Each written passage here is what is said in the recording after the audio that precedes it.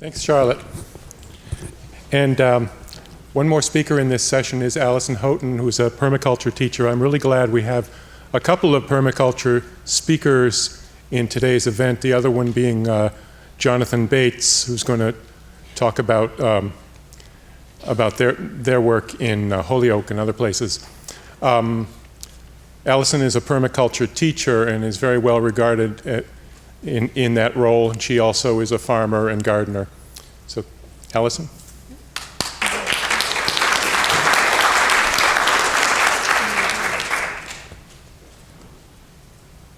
Hello, so I'm, actually while we're getting those slides up, I wear a lot of different hats, and today I'm going to tell you a little bit about permaculture and its role specifically with sort of my gardening background. So I am a farmer. I also work at the Food Project, which is, I work as a farmer there and CSA manager, but in the past I've also and currently do gardening classes. I also used to work as the horticultural director for Green City Growers, which is a business in the area that builds and installs raised bed vegetable gardens. Let's see, I am, actually if you go to the desktop, it should be, I think it's right there.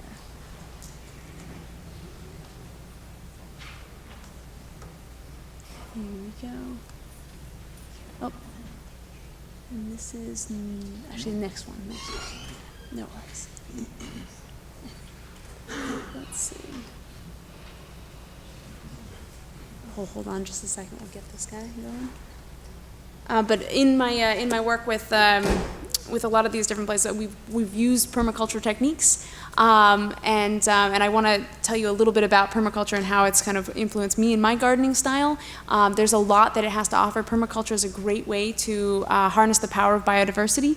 That's it. Perfect.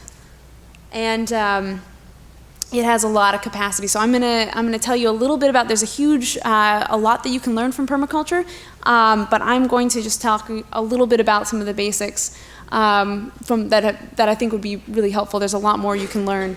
And let's see if we got this. Okay. So there's a lot of different definitions out there for permaculture. I pulled a couple just from the internet, different sources in different places.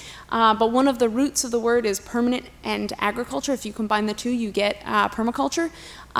It's very, very tricky to do permanent agriculture in the city, and permanent anything actually, because it changes so rapidly. And so it really is, permaculture is also working with nature.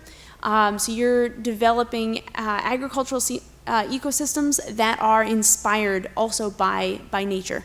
Or they also have the same diversity, stability, resilience of natural ecosystems, and you're really trying to, permaculture is an agricultural philosophy that uses resources that we have around us. It could be extra materials here and there, and in urban environments those materials are very different than in suburban or even rural environments, but using those resources and looking very closely at observing kind of the different resources that you have available and using them to their fullest potential. So I'm going to go through a couple examples. And talk a little bit about permaculture ethics, and then also permaculture principles, and just a few permaculture principles that are really inspiring for me. There's a lot more out there, but there's a handful that I just wanted to focus on.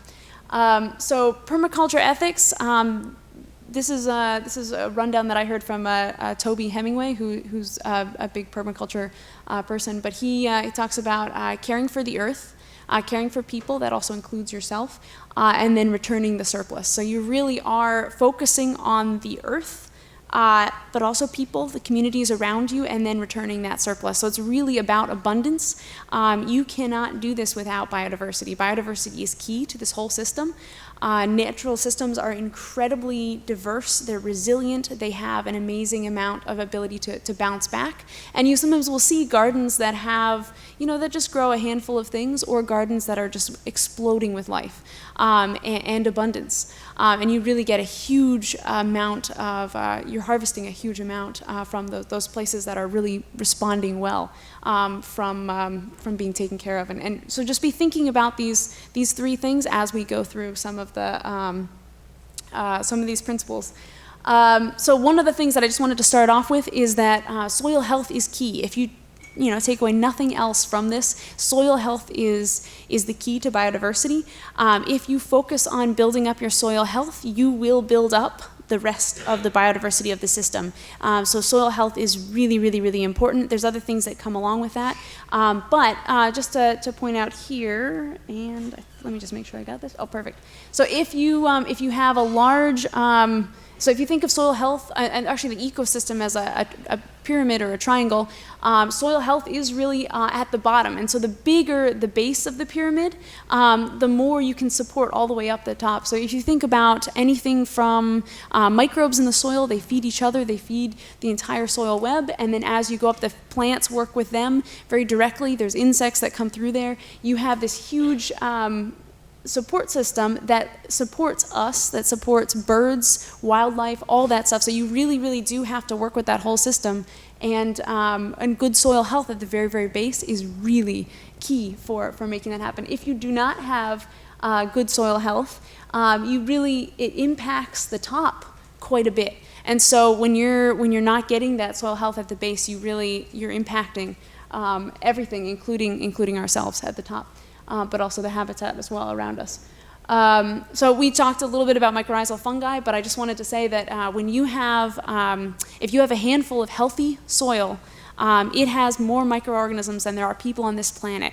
We really just don't know everything, all the interactions. We know a lot more than we used to, but we're still learning.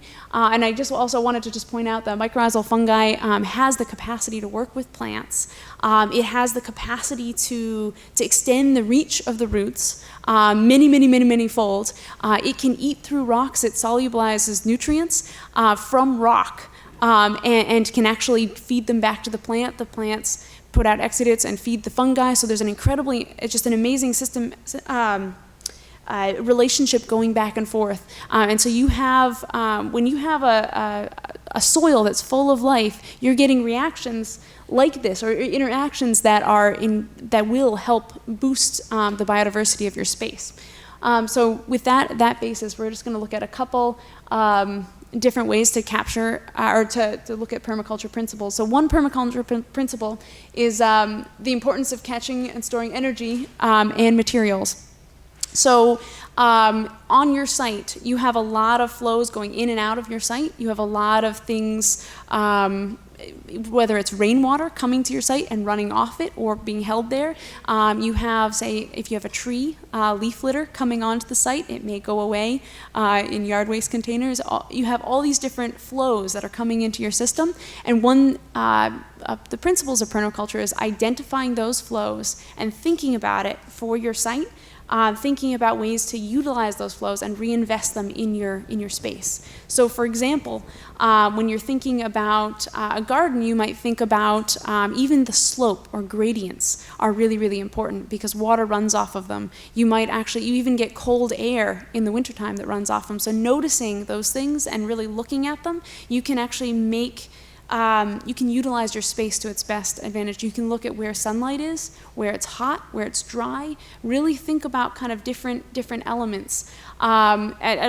Kitchen waste is, if you have a plot, whether it's an apartment or anything, it can be you have a lot of things coming into it. You're buying things, you're bringing things in there. So you can really think about all those materials and how to use them and make them materials that you have available right there and how you can kind of make those, reinvest them into your space for maximum output. So that's kind of what permaculture is about. It's really thinking about using that in a natural system, in a forest. That happens all the time. You get leaf litter, it breaks down, it feeds the soil. The trees are pulling nutrients all the way up from the base, so it's really, really important to be able to do that. So some ideas for this: home composting, capturing rainwater, mulching with materials from your garden. And I just wanted to give a quick fun example.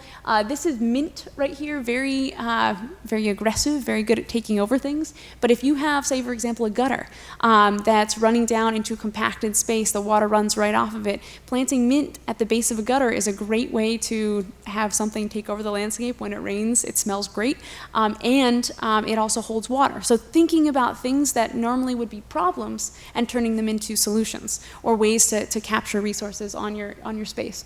So you're also, another thing that I really love is maximizing edge. That's another permaculture principle.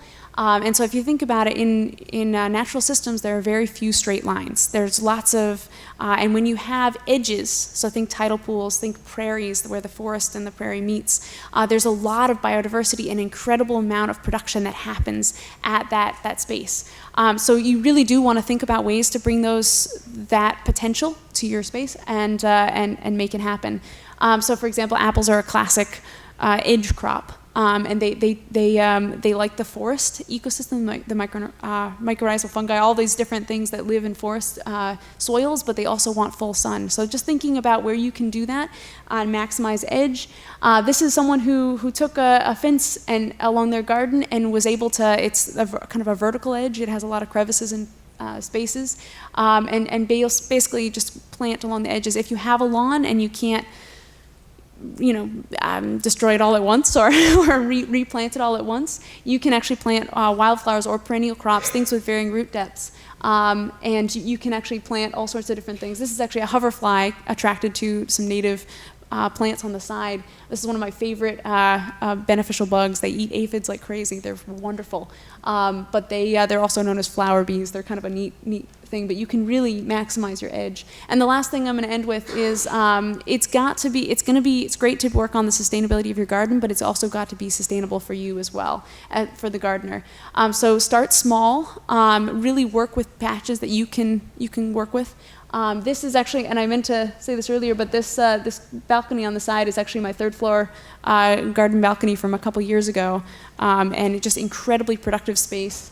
There's a peach tree there, all sorts of stuff. But really what you want to do is also just focus on getting a yield. That's another really important aspect of this, is if you plant for kind of the long term, that's great, but you also want to plant for more of a short term as well. Plant radishes, plant something that you can get a return from that'll nourish you as well as your space. And really, again, caring for the earth, caring for people, including yourself, and then also returning the surplus. So that's kind of a little bit of what permaculture is about, and it's how it's inspired me as well. So thank you. I appreciate it.